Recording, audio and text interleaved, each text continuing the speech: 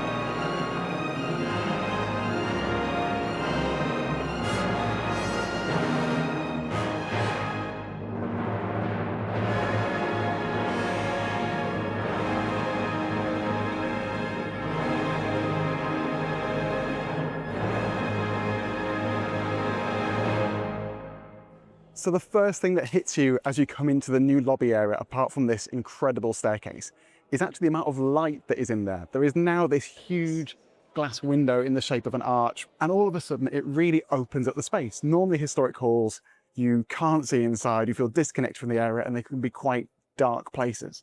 But this place is so light, and all of a sudden you can see everything that is around it.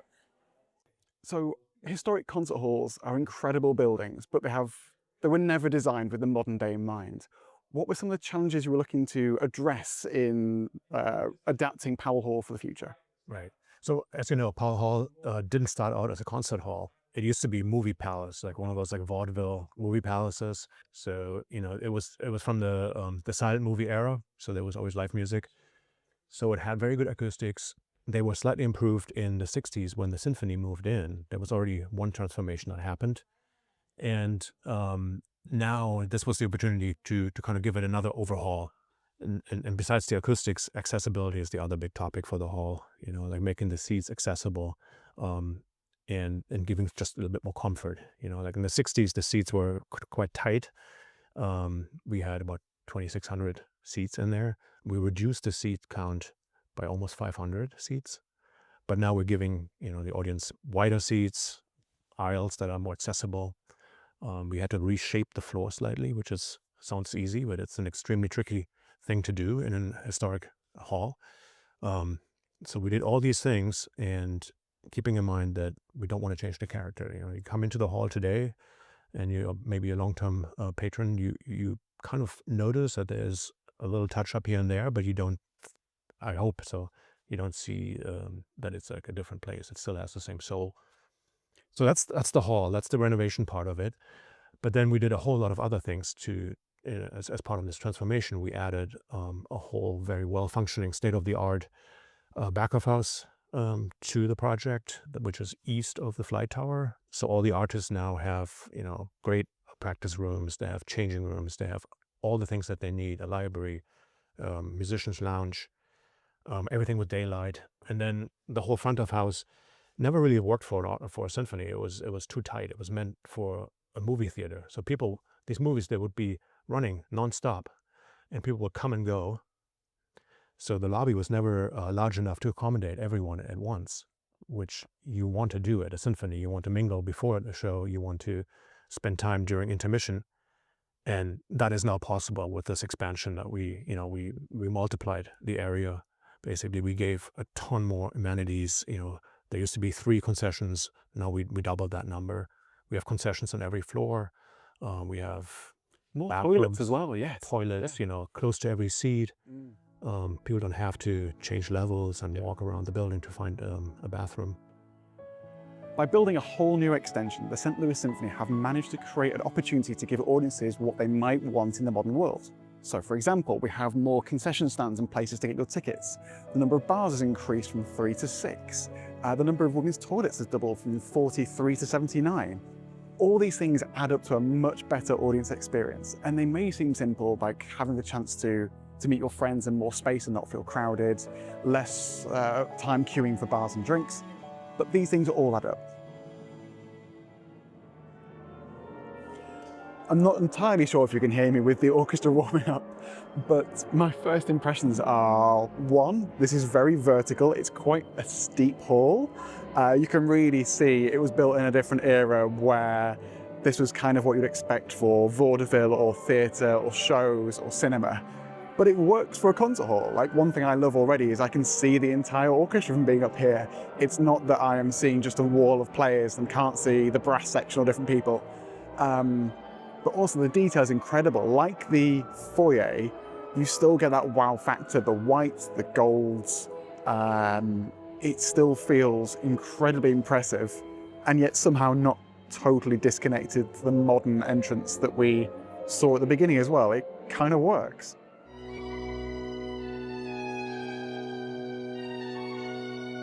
Stéphane, this is the most incredible venue, but you're a conductor who's performed all over the world. So I wanted to ask you, what makes a concert hall special? Well, there are different reasons, of course. There is the acoustics, which is number 1, and then the beauty of the hall, the atmosphere, and then the comfort, the accessibility. So let's stick to acoustics first. I think a great concert hall is a perfect balance between a warm resonance that magnifies the quality of the sound and some clarity that we can hear everything. So this is a hard thing to find, and we're very lucky because here we do have that. You've been with the St. Louis Symphony Orchestra since 2019. What was the acoustics in the old hall like, and sort of what made it special then? Well, I've been conducting here since 2003, even as a guest conductor, and I fell in love with the acoustics here. And what is very special is that this hall has always had this signature warm sound, and I definitely wanted to preserve that. The idea was certainly not to change the acoustic a lot at all, but try to improve some little aspects if possible on the go. So before we closed for 2 years of renovation, we had some mock-ups, trying with acousticians to see what we can do to improve, for instance, the presence of the sound under the balconies. And so we put some reflectors on the side to help that. And we wanted also to gain a little bit of clarity on stage for the musicians. So we have a brand new floor, and we moved so a wall under the balcony a little bit. The steepness of the balcony has been slightly changed, but all of that was heavily studied with our acoustician firm, Kierkegaard. And so we really worked very hard, and we analyzed everything to, as a minimum, preserve this great hall, but also try to improve it a bit. Amazing. And I know that you've only been rehearsing so far. We've not had a concert, and concert halls change when they're full of people. But how has the sound been, and have you had to adapt much from what you were used to in the past here? Very interesting, because there is a signature sound that is really the soul of the orchestra. And we've been out of that for 2 full years. And when we went back for the first acoustical tests, there were some tears on stage, because we recognized, of course, the qualities that we love here. But we also discovered that there were some improvements. So all that was a very deep emotion, I have to say, to see that that it was there, the same qualities, but just a bit better. Incredible, and it's something I'm really looking forward to hearing as to what that sounds like. With the hall, there's so much potential now. We have the redevelopment of the concert hall itself, the expanded areas, the new backstage, which is incredible. What's your hopes for going forward of what this is going to enable you to do as an orchestra and potentially as a conductor as well? Well, this hall, of course, becomes now part of a bigger music center. So we add another hall called the ELC, Education Learning Center, and we have, on top of this old style grand lobby, a bit Versaillesque, I would say, we have now a very modern lobby with more bars, more place to just be together and to enjoy a night out before the concert, at intermission and after. So I think what we want to change is the whole experience, that now is really a hub for musical fun, and for people to gather and really have a full experience, which is not only during the concert time, but before and after. Amazing. And you might not know yet because you're just moved in, but is there, like, do you have a favorite feature of the new renovation in the hall? Is there one thing that, like, people might not know about that you love?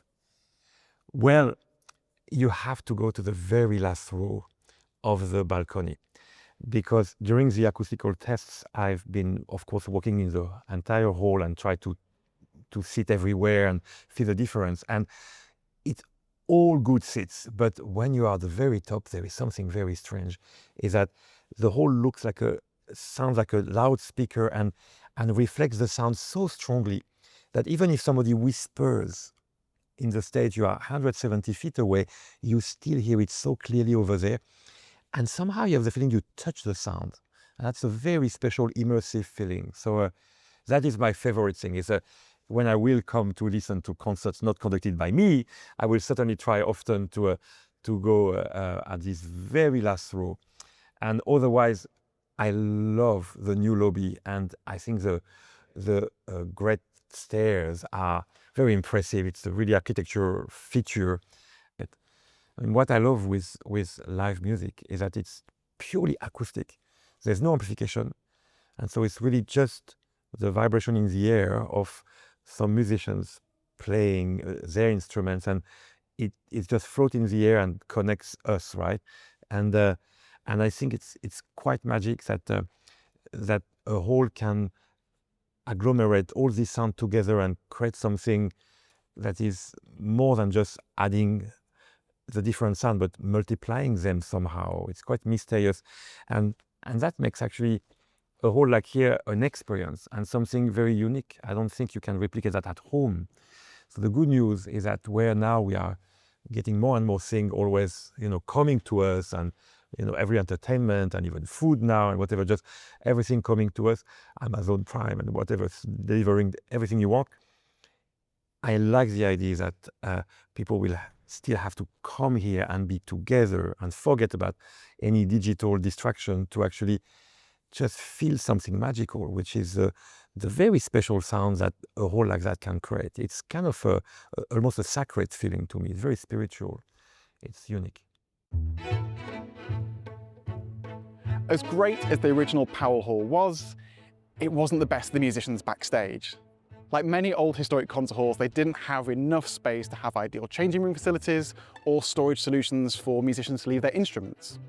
So that's why we now have this new extension built onto the back of the concert hall. And I'm now going to go and get a guided tour from two of the musicians to show me their brand new facilities. Hi, my name is Julie. I play the French horn. Hi, I'm Zuying Huang. I play the bass clarinet. And this is our new amazing musicians lounge. We are thrilled with it. Look at the TV of our stage. So Yeah, we'll never be late because there's a time till you like how many times you have before you have to go on stage. Yes, that's right. The countdown till when the rehearsal break is over is very important. Come back here. Come on this side. This is our little, preparation corner. We've got lots of coffee. We've got 2 big refrigerators. We have 4 microwaves. By our like a lovely Symphony Volunteer Yeah, the Association. SVA. This is really sweet. They always welcome us home. The Yes, first we rehearsal love the of volunteers. the season, Thank you. and this year is especially special. Next, This is let's the go to women's locker room? Yeah, women's locker room. We are thrilled with this. We've got two chunks like this, and this is a significant space, so everyone can, I haven't filled mine yet, but there's my awesome gala shoes. Here's some horn mutes and whatnot. And then mine's right here. Da-da-da! Oh, wow, I you really organized a little bit moved better. Before this, like the old, in our old building, like the Yeah. females in the locker room were like upstairs in the 3rd floor. The big thing is you cannot store your instrument there because it's too hot. Yeah. But then here is humidity control, so I can storage my instrument here without any problem. This is when they designed the backstage. This is called flexible locker. Yeah, flexible space. Yeah. So behind the wall, there are also lockers. So if we have more women, we can use this space for women's locker. But now we have more men in the orchestra, so they use this space for men's locker room. So we're not allowed to open it. But if you open it, it's a space connect to both female and male locker rooms. Yeah, they did a great job making the building a building that we can also grow into, and thinking of a lot of spaces and flexibilities that we can have for the future. Great spaces. So this gives us a nice soft padded place that we can put our instruments when maybe we don't want to put them all the way back in the case, but want them to be safe and protected, like during breaks. So for the people who play larger instruments, this is not necessarily us, but they also have a safe storage place. And then for this way, from this locker, go to the stage, you go to the left side of the stage, which is where the basses are and the cellos are. So it's very convenient.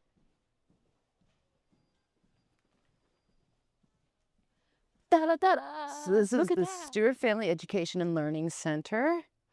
Looks like it might still be set up from when we had the gala.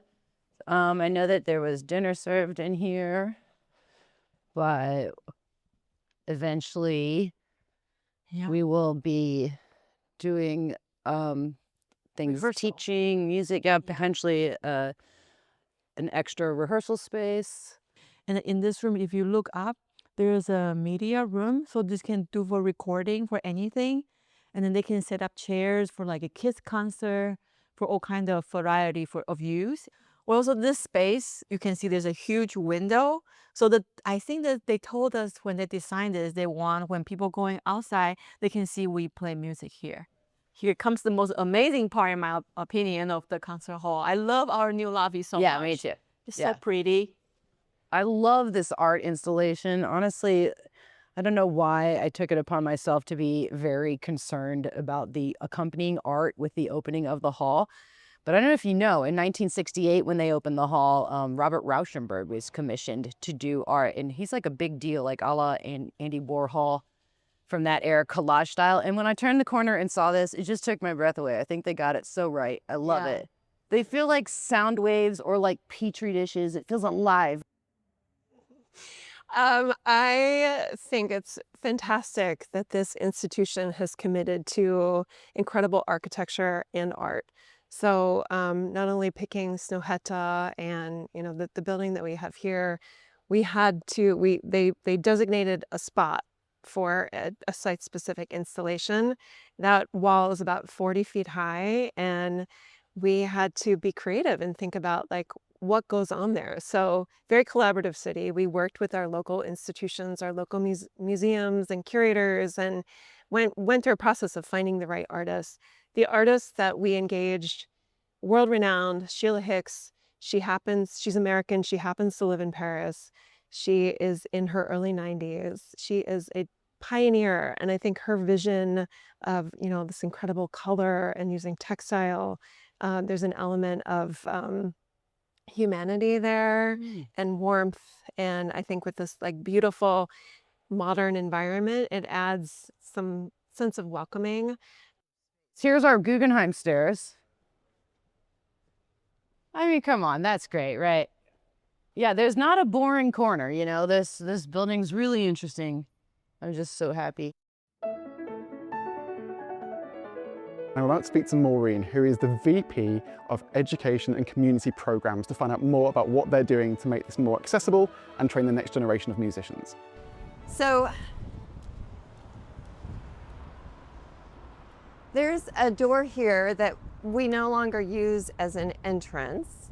It can be used as an exit, but we've paid a little homage to this door, and it's a door that we very intentionally kept because it's representative of a part of St. Louis history, United States history really, of segregating people based on what they look like. And before the Civil Rights Amendment, this door was the door that was relegated for any person of color to go through. And it has stairs that lead straight up to the balcony, which is where any person of color was relegated to sit. It's not been that way here in this country for since 1964. I'm grateful that our institution was never party to this door because we didn't move in until that was sorted out.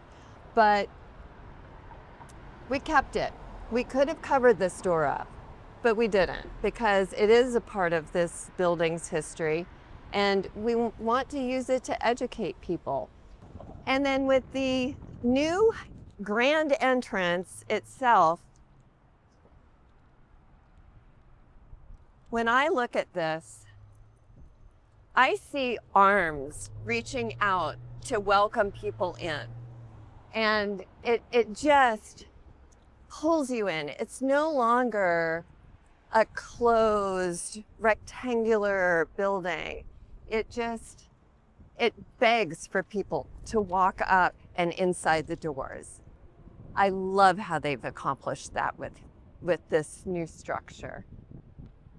This is the new artist entrance. So staff members, musicians, guest artists, our conductors, Stéphane Denève, we all enter the building through this door. Before this entrance was built, we had a tiny little vestibule inside of a stage door. We never had space to, welcome guests for meetings. In the old vestibule, people would be stuck in there waiting for an escort up to one of our offices. Now we actually have a place for people to enter, sit down. It's the right way to be able to welcome people into the building for a meeting. So it's just a really beautiful thing. That's Vernell. That is one of our amazing security guards. And in the old building, Vernell's desk was maybe this big. It was so small, and he'd have to cram in there. But now Vernell has a command center.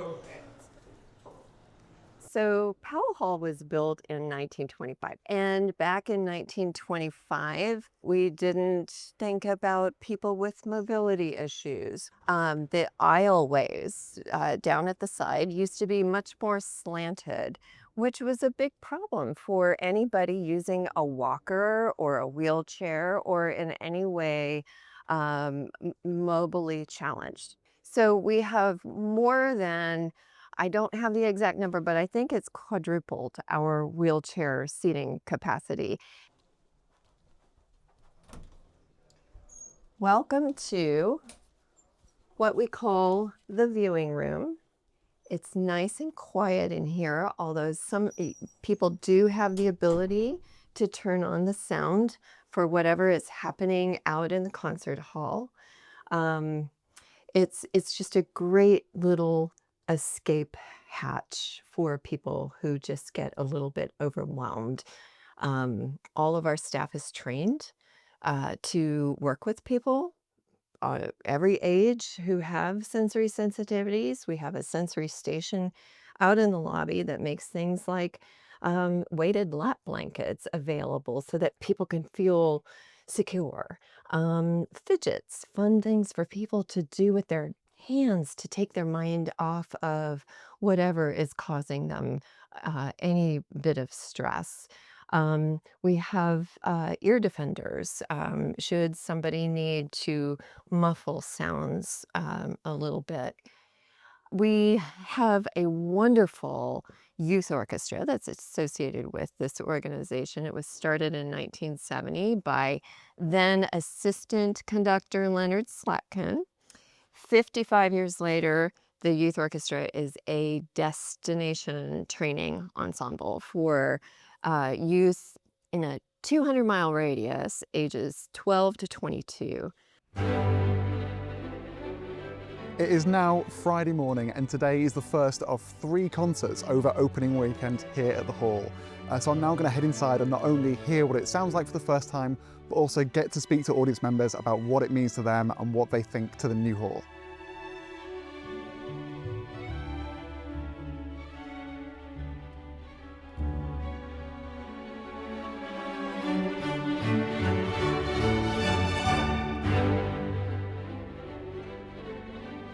So it is opening day, it is manic outside, but I'm so excited I've managed to grab Kevin, who is the director of the In Unison Chorus. So even though today is the first performance in the hall, it's not the first performance at the hall, because In Unison Chorus were there for the ribbon cutting and performance. So I'd love to hear what In Unison are. Well, it's just, it was a thrilling opportunity, and to be a part of that and the re-entry and welcoming everybody back in for the first time. So really a great experience. I had a chance to sing outside, and one of the things that we discovered, the building has this wonderful arch at the entry, and it also makes a wonderful shell. So the singing out there was really kind of miraculous, but it was just a really special day. Very, very special for us.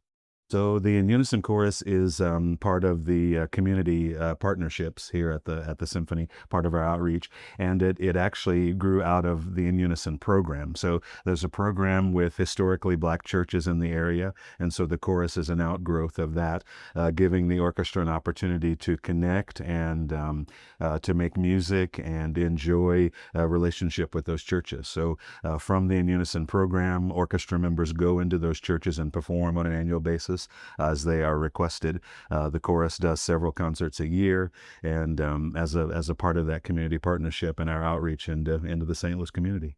It's incredible. And obviously the old hall was a wonderful place, but old buildings aren't always the most accessible, or necessarily welcoming to get into. That's right. What does this new building enable you to do apart from this incredible new accidental shell arch outside for singing? Right. Well, our president CEO, Marie-Hélène Bernard, shared that she really has been pretty strategic in the way that she's even designed the entrances back into the building. So, for instance, on the north side of our building, facing the north side of St. Louis, she wanted to make that entrance a very special one and very welcoming, so that people on the north side of our city, from a lot of, again, those historically Black churches and from Black communities, know that this is a place for them as well. So even in the design and the construction of the renovation, it's all thought of in mind of accessibility for every guy.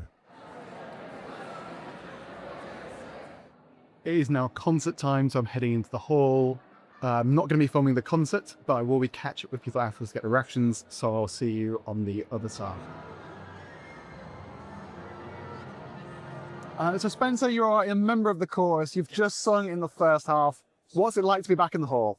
Oh my gosh, this is an amazing experience. Everybody is constantly telling me about, oh, just wait till you get in the hall. You'll hear the sound, and it's just, you know, you can sit in the very last row in the balcony and you can hear the person speaking normally. You hear them perfectly on stage.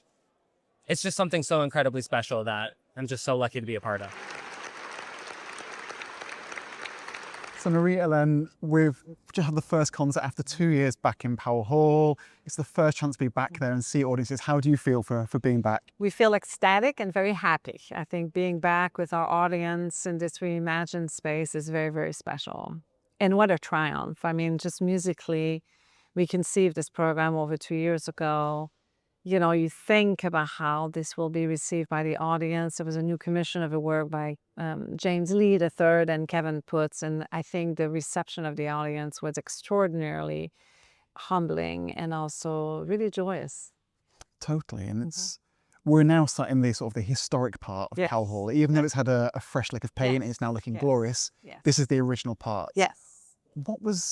What needed to change about the original for you to sort of thrive in the modern world? So 10 years ago when I joined the St. Louis Symphony, I advised the team and the board of the time about the necessity of exploring an expansion. So the initial idea was to expand the footprint of the concert hall to better support mission, to better support the music making, the artist.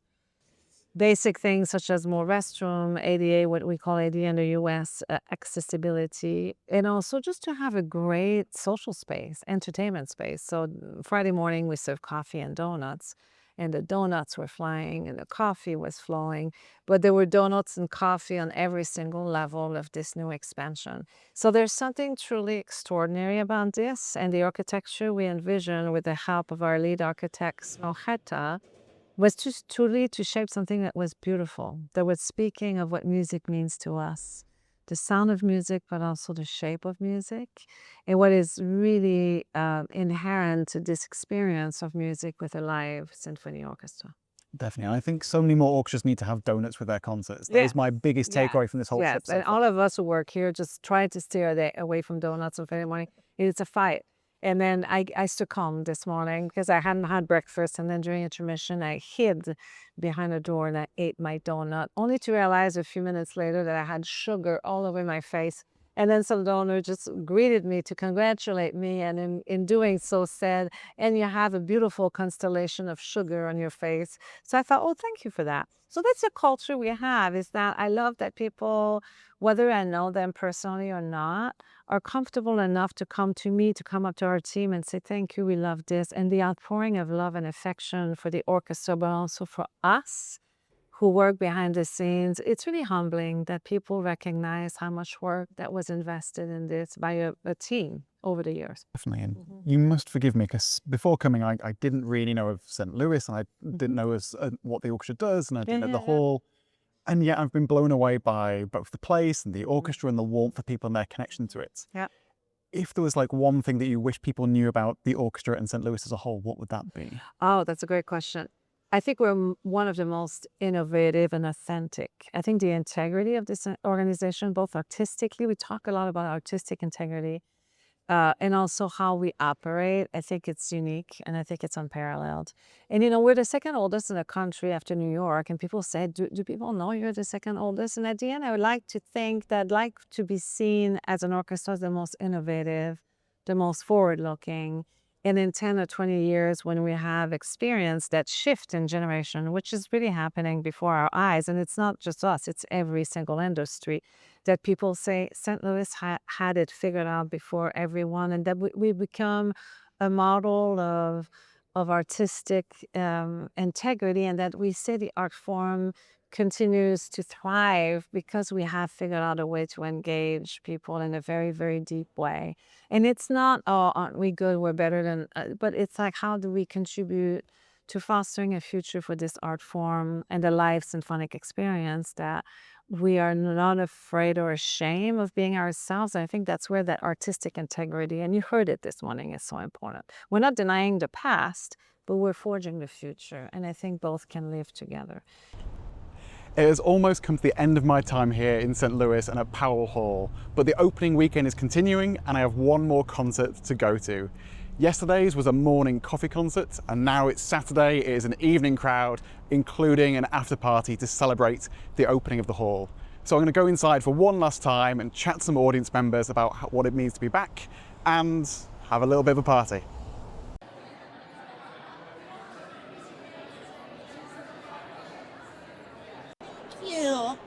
I tell you, it's interesting because years ago, my husband and I have been married for 21 years.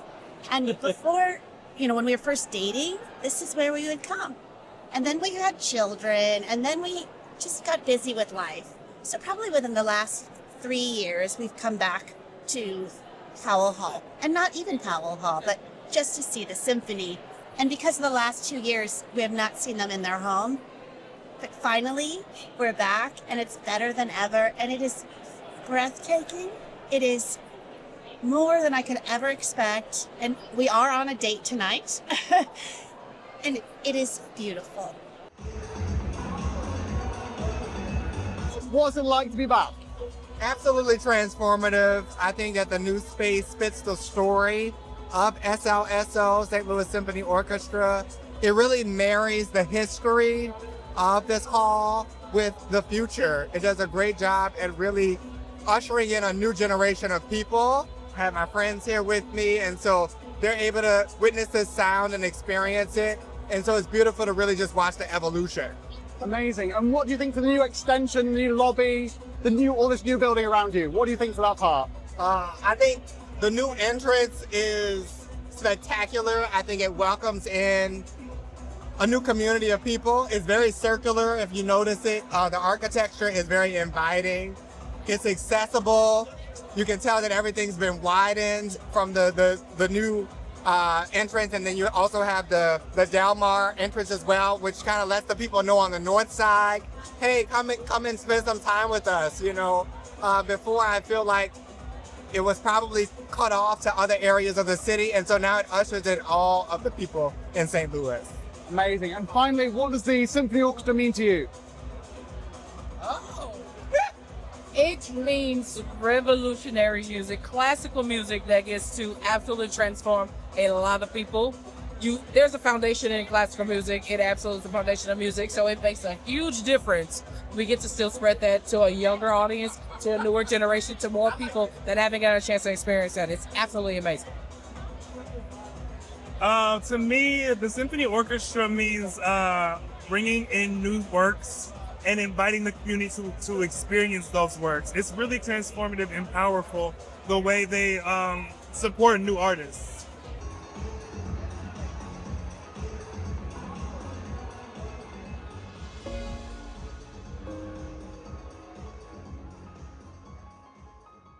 The after concert party is in full swing, but I just wanted to come outside and take a moment. Powell Hall was always a concert hall that had great acoustics, but this refurbishment was about so much more than that. It's focused on how a concert hall can serve its community and how it can provide a modern experience for its musicians, its staff, and its audiences. What's really struck me from speaking to people here, both on and off the camera, has been the pride and the excitement about the orchestra and the hall, but also the hope they have for both of those going forward into the future. At a time when there are so many challenges and so many bad news stories in the arts, it feels like there is something really quite special here in St. Louis that has the potential to grow into something that is very special internationally. Powell Hall and the St. Louis Symphony Orchestra have been hidden gems for a long time now, and they really shouldn't be hidden anymore.